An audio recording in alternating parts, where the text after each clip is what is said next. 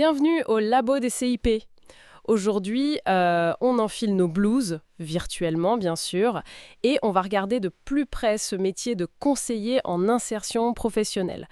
On a compilé pas mal de retours, d'infos, pour essayer de comprendre ce qui se passe vraiment derrière les portes, quoi. Prête à décortiquer, Sam? Ah oui, prêt. C'est un métier, faut vraiment être polyvalent.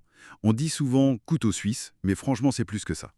C'est presque une caisse à outils complète.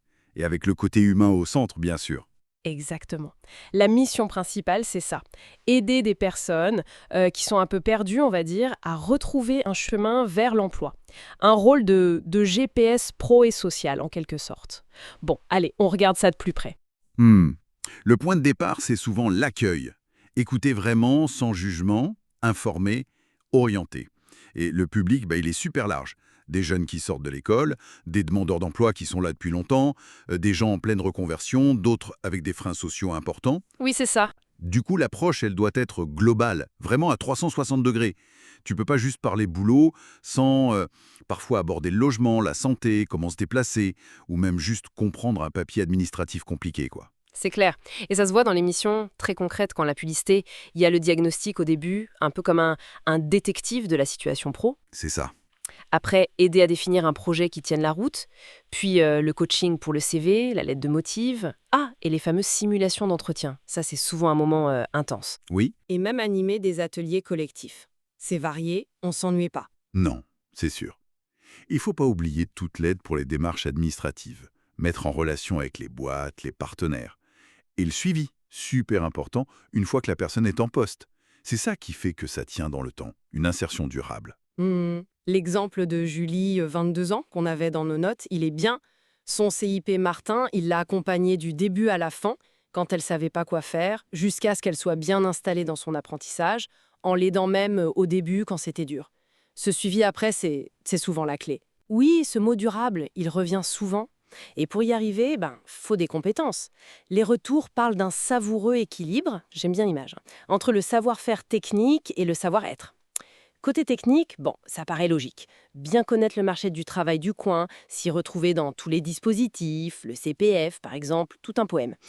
Savoir mener un entretien qui débloque les choses. Et à côté de ça, le savoir-être, l'humain, c'est tout aussi crucial, voire plus. L'écoute active, la vraie, pas juste hocher la tête. L'empathie, mais attention, faut pas devenir une éponge non plus, sinon on tient pas le coup. La pédagogie aussi, pour expliquer simplement des trucs compliqués. Et puis, une adaptabilité, de caméléon, quoi. Parce que les gens sont tellement différents. Jeunes un peu paumés, les NEETs, comme on dit, des seniors qui ont perdu confiance, des personnes handicapées, des migrants, ceux au RSA, des sortants de prison. Chaque parcours est unique. Justement, cette histoire d'empathie sans s'épuiser, est-ce que les retours du terrain donnent des astuces? Parce que ça doit être un sacré numéro d'équilibriste au quotidien. Ah, c'est le défi permanent, ça. Ce qui ressort beaucoup, c'est l'importance de bosser en équipe, de pouvoir échanger avec les collègues et de savoir poser des limites claires pour soi. La formation continue sur la gestion des émotions, la prise de recul, c'est souvent cité comme vital. On ne peut pas tout porter tout seul, c'est pas possible. Je note. C'est important. Et alors, la boîte à outils du CAP, elle évolue à une vitesse folle. Fini le temps où on avait juste un carnet et un stylo, hein. Le numérique, il est partout. Ah oui. Les logiciels de suivi, parfois un peu rigides, on va dire, qui n'a jamais râlé contre Imilo en mission locale. Les plateformes ressources type Emploi Store qui sont de vraies mines d'or, ou des fois des labyrinthes, ça dépend. Oui, c'est vrai. Et maintenant, paf, l'intelligence artificielle qui débarque. ChatGPT pour aider à faire un CV, pour préparer un entretien. C'est assez bluffant, non? Oui, c'est un des gros sujets du moment. L'IA, ça peut être un super assistant, honnêtement, pour gagner du temps sur certaines tâches, pour donner des idées. Mais l'analyse fine de la situation, comprendre ce qui n'est pas dit, le côté éthique, créer un vrai lien de confiance, ça reste 100% humain, irremplaçable. Bien sûr. Le vrai défi, c'est d'utiliser ces outils intelligemment, pour améliorer l'accompagnement, pas pour remplacer la relation humaine.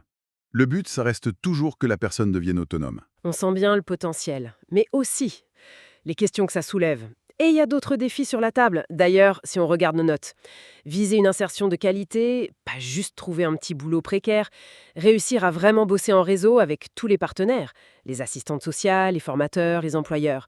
La coordination, ça doit pas être simple tous les jours. Non, c'est clair. S'adapter aussi aux nouvelles problématiques, après les crises qu'on a connues, accompagner les reconversions massives liées aux transitions écologiques, numériques, et puis, bien sûr, gérer la charge de travail qui ressemble souvent à essayer de vider la mer avec une petite cuillère, j'imagine.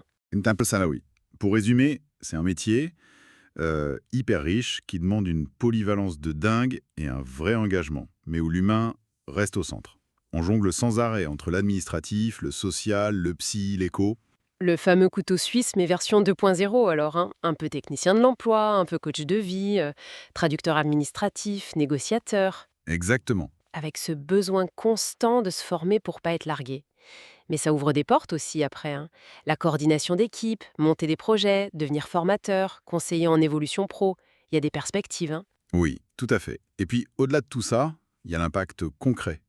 Chaque personne qui retrouve un peu de confiance, une place, un boulot qui lui plaît, grâce à cet accompagnement, c'est ça la vraie valeur du métier au fond.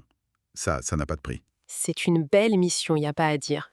Merci beaucoup pour cet échange très éclairant. Merci à toi. On envoie plein de force et de courage à tous les CIP sur le terrain. Et peut-être une question pour la route.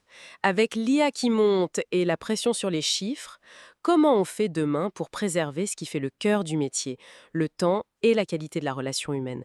Vaste programme, hein. Bonne question. À bientôt dans le labo des CIP.